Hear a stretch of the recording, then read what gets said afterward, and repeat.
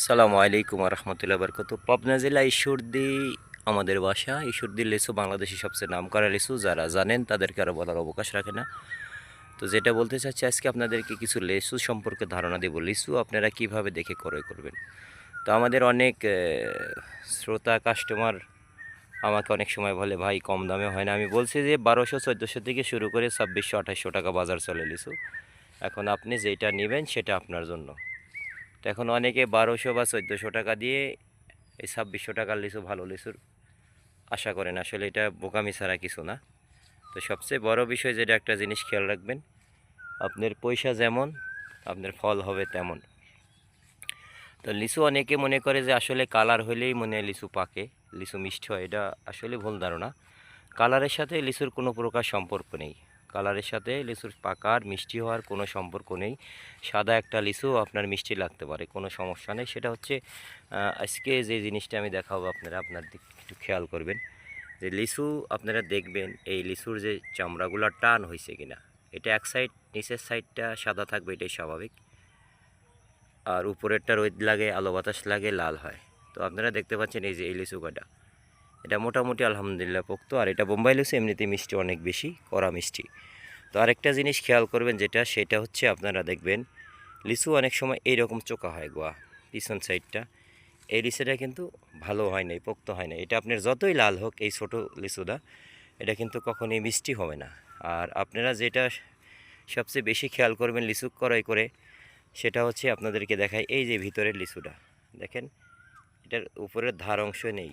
তার মানে এটা সাদা হলেও এই লিচুটা কিন্তু পোক্ত হয়েছে, মিষ্টি হয়েছে।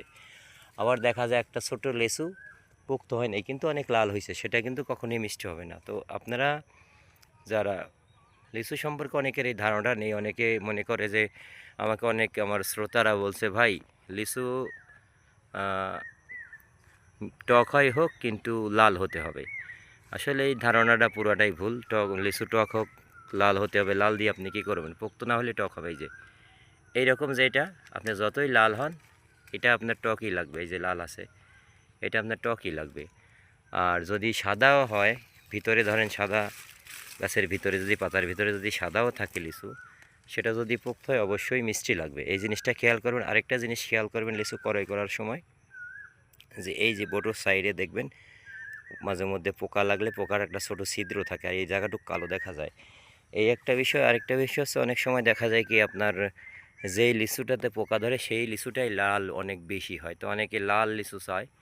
লাল লিচু চাওয়ার পরে দেখা যায় কি, পোকা হয়, আবার ঝরে যায়, এই বিভিন্ন সমস্যাগুলো দেখা যায়। পরবর্তীতে আবার অনেক রিপোর্ট, অনেক প্রশ্ন করে আর কি।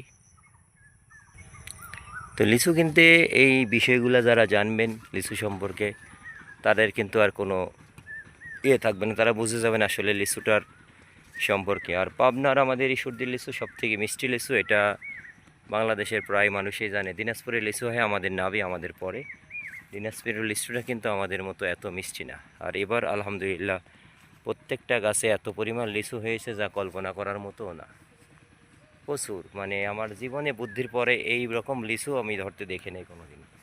তো যারা বাংলাদেশের বিভিন্ন প্রান্তের থেকে আসেন, তারা আমাদের সাথে যোগাযোগ করে আসতে পারেন, যে আমাদের পাবনাতে ঈশ্বরদী যে বাজার আছে, আপনারা বাজার অথবা বাগান থেকে লিচু ক্রয় করতে পারবেন। এগুলা বোম্বাই লিচু। বোম্বাই লিচু আলহামদুলিল্লাহ উঠতে শুরু করেছে। তো এই লিচুগুলো পরিপূর্ণ, এরা পরিপক্ক হয়েছে। যারা ভালো কোয়ালিটির, ভালো এ গ্রেডের লিচু চান, তারা এই লিচুগুলো নিতে পারবেন। তো এখন আমাদের এলাকায় বাজার মোটামুটি 2600-1400। 1400 বলতে যেটা একদম ক্যাট, ভালো না, পোকা, এইগুলা 1200-1400 বেচা হয়। আসলে এইগুলা খাওয়ার মতো না। তো অনেকে ওইগুলাই চায়, কিন্তু পরে আবার অনেক কমপ্লেন করে আর কি। তো আপনি চাইলে আমাদের এলাকায় এসে আমার বাড়িতে থেকে বাজার দেখবেন, বাগান দেখবেন, তারপরে আপনি লিচু ক্রয় করবেন। আর যদি মনে চায় শুধু দেখবো, দেখে চলে যাবেন, কোনো সমস্যা নেই। আসতে পারেন আমাদের এই সর্দি, আপনাদের দাওয়াত রইল। এই বলে আজকের মতো বিদায় নিলাম। আল্লাহ হাফেজ, সবাই ভালো থাকবেন।